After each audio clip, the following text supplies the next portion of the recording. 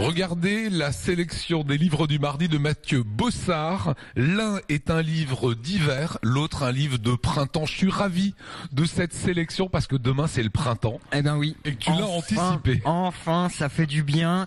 Bon, malgré quand même un soleil qui est encore un peu caché, mais enfin, ça fait du bien de célébrer le printemps un petit peu. Alors on va terminer avec l'hiver. C'est la sélection que tu as faite, c'est La Liberté dans la montagne de Marc Gradiano. Oui, tout à fait. Un premier roman. Très très beau, voilà. Moi, ça a été le choc de cette rentrée littéraire d'hiver. Et je pense que ceux qui qui n'aiment pas forcément aller marcher au loin, mais qui aiment voyager dans leur tête et découvrir une nature splendide, ce livre est fait pour eux. Qu'est-ce qu'il raconte? Voilà, l'histoire en fait se focalise sur la relation entre deux personnages, un vieil homme et une petite fille. Il remonte le lit d'une rivière jusqu'à sa source, une montagne qui se dessine au loin. On est aux confins du Moyen-Âge à peu près. Ce cheminement va être surtout l'occasion d'un enseignement donné par le vieil homme à la petite fille, un enseignement chargé d'amour qui effectivement prête attention à tout ce que la nature et la vie peut donner.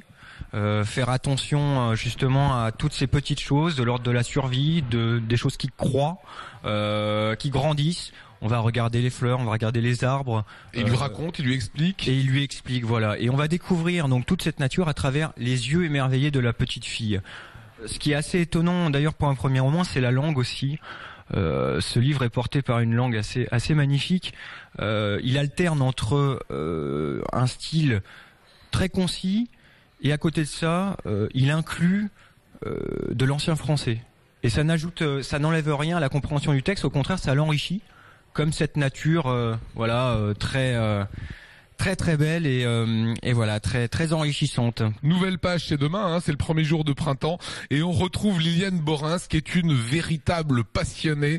Elle vit à Strasbourg, de jardin. Ouais, tout à fait.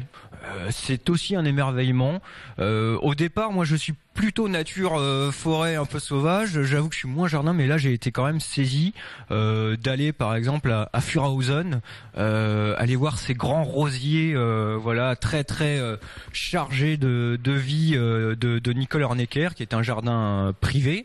C'est ce qui fait la force d'ailleurs de ce livre, c'est que on va des jardins publics aux jardins privés, donc il y a tout un panel effectivement d'arbres, de fleurs, de sensations, de couleurs, vraiment très agréable. Voilà, et c'est un regard aussi sur notre région avec les plus beaux jardins des Alsaciens, avec les vivaces, avec les plantes qu'il faut commencer à... Exactement. Je sais pas si vous en seriez capable, mais moi non. Je veux dire, vous voyez là, effectivement, toutes ces fleurs là, je veux dire, ça demande quand même beaucoup de temps, beaucoup de patience, beaucoup d'amour de ce qui croit encore une fois et voilà, c'est très intéressant. On est dans une démarche vraiment respectueuse d'une terre et ça ajoute à la beauté de ces jardins. Voilà, démarche éco-responsable, plein de bons conseils également aussi pour préparer votre jardin à cette veille du printemps. Merci camarade. Ah bah merci à toi. Semaine prochaine Albert Schweitzer. Albert Schweitzer, ouais, tout à fait, très important. Voilà, ça sera le centenaire